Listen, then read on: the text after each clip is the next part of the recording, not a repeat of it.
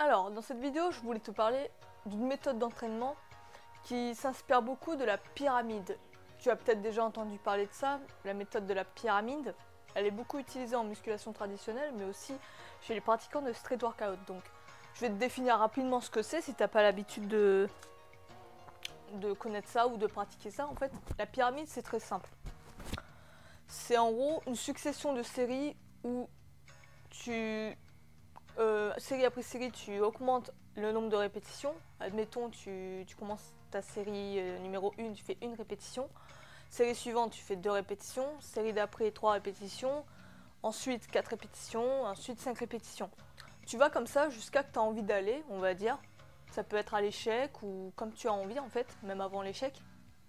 Une fois que tu es arrivé, on va dire, au sommet de ta pyramide, tu vois, ça fera un peu ça en gros, tu augmentes graduellement le nombre de répétitions, hop, tu arrives à un nombre de répétitions défini, disons 5 répétitions.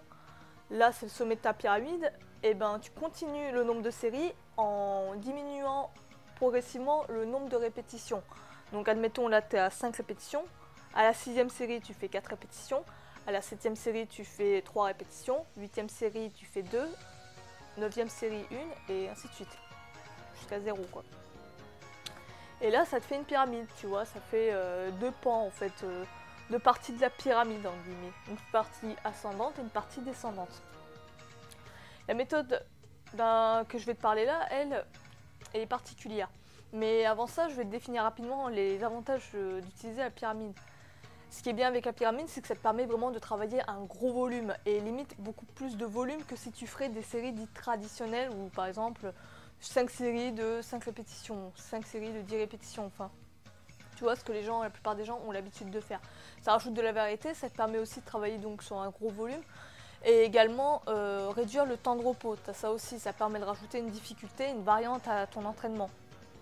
C'est intéressant, je le pratique pas trop en ce moment vu que je suis plus sur cette technique là, mais c'est intéressant à placer de temps en temps pour vraiment travailler sur de la construction musculaire et de la force.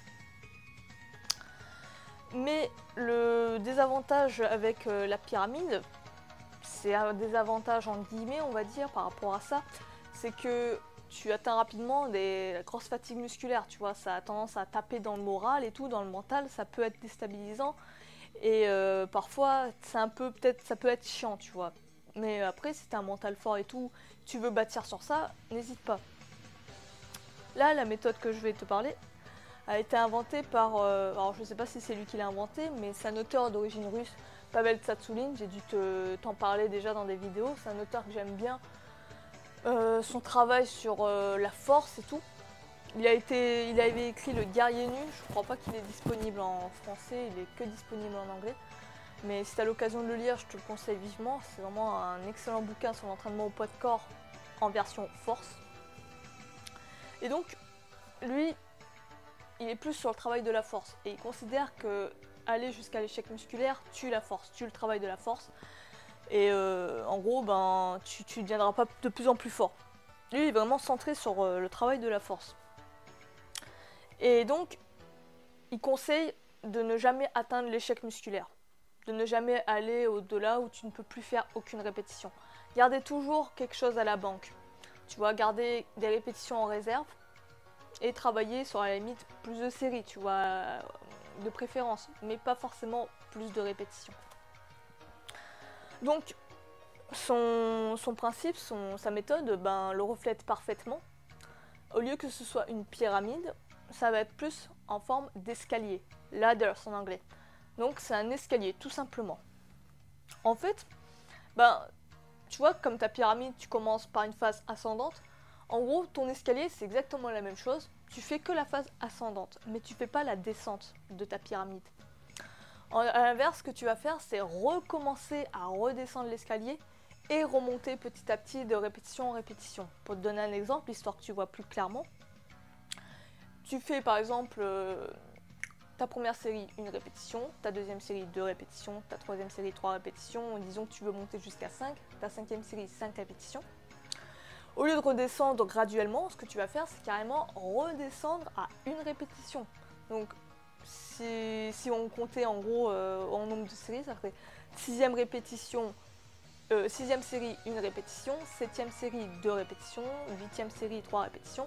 Mais bon, moi je compte pas de série en série, je compte plutôt d'escalier en escalier. Disons que j'ai fait mon premier escalier, je suis montée, puis après je suis redescendue à la première marche de l'escalier. Puis je remonte graduellement, hop, jusqu'à arriver à un moment où je ne cherche pas à atteindre l'échec musculaire, c'est extrêmement important. Il le conseille de vraiment rester fresh, comme il dit, toujours être frais, ne pas avoir cette fatigue musculaire qui te pèse et plombe après tes performances au niveau de la recherche de la tension musculaire, du contrôle musculaire, et ainsi de suite. Et en faisant ça, tu verras qu'en fait, 2 escaliers, hein, le fait de faire 2 escaliers de 5 répétitions, disons moi j'aime bien les faire avec 5 répétitions, équivaut, et même, je dirais même plus, est supérieur en termes de répétition qu'une pyramide. Tout simplement parce que avec 2 séries en fait, 2 escaliers, en gros, c'est comme si pour moi ça faisait une pyramide, tu vois, tu montes, tu descends, pour moi c'est la même chose en termes de volume, mais en termes de répétition, si tu fais le calcul, tu as plus de répétitions. Je crois que pour 2 escaliers, tu as en tout 30 répétitions pour un exercice donné. Et pour une pyramide, tu as 25 répétitions. Donc en termes de volume, c'est beaucoup plus intéressant. Mais en plus de ça, en général, lorsque tu fais une pyramide, t'en fais qu'une. T'en fais pas 2, t'en fais pas 3. Hein. T'es assez rincé et tout pour le truc, tu vois. Donc en général, tu n'en fais qu'une. Mais là, le fait que tu recherches à rester frais, à pas atteindre l'échec musculaire, à t'arrêter avant de l'atteindre et même de redescendre au niveau des répétitions, fait que tu as un temps de repos beaucoup plus important, mais en même temps, ça te permet de travailler sur un plus gros volume, faire beaucoup plus de répétitions que tu ne ferais à la normale. En gros, tu as beaucoup plus de pratique avec cette technique-là. Donc moi je trouve ça intéressant. En plus tu ressens en fait que tu peux enchaîner plein de pyramides limite. Tu vois, tu pourrais limite en faire 3, 4, 5 pyramides, j'en sais rien. Mais tu sens que tu peux poursuivre comme ça, tu vois. Et je pense que c'est le fait de s'arrêter bien avant l'échec musculaire en fait, tout simplement. Donc concrètement, comment faire?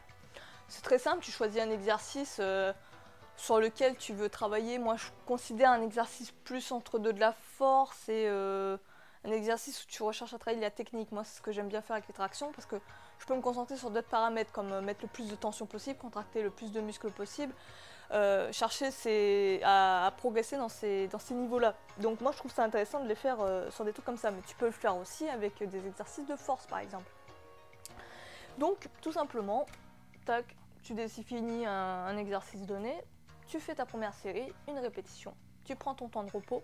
En général, le temps de repos entre les séries, c'est parce que souvent on le fait à deux, hein, souvent c'est ton pote en fait qui est ton temps de repos. Donc quand toi tu as fini ta série, hop, tu te reposes, ton pote fait sa répétition, sa série, hop, il se repose, toi tu fais ta répétition et ainsi de suite. En gros, le temps de repos c'est le pote quoi. Mais quand t'as pas de pote, tu peux visualiser comme si quelqu'un ou comme si toi tu faisais une répétition et garder ça en fait. Comme si toi tu faisais ta répétition, tu te visualises, tac, tu définis à peu près le temps de repos, hop, tu enchaînes avec 2 répétitions, tu visualises comme si tu avais fait 2 répétitions et ainsi de suite. Ça permet de travailler en solo. Tu peux faire aussi par rapport à la respiration, tu vois, ressentir au niveau de la respiration, compter tes respirations. Tu vois, je sais pas, pour une répétition tu fais 2 respirations, pour 2 répétitions tu fais 4 respirations, enfin voilà. Il y a plein de méthodes comme ça, mais en gros c'est ça. À chaque fois tu travailles ta série, une répétition, une première série, une répétition, deuxième série, 2 répétitions, tu prends ton temps de repos entre la deuxième et la troisième série. Temps de repos comme si tu avais fait 2 répétitions, et ainsi de suite. Graduellement, ton temps de repos augmente, mais en même temps, ton nombre de répétitions aussi. Et après, tu enchaînes jusqu'à, par exemple, tu le fais au feeling, en fait. Tu le fais au feeling, tu t'arrêtes quand tu sens que, par exemple, pour ta dernière série, tu en as galéré et que si tu poursuivais la série suivante, tu n'arriverais pas à la faire complètement.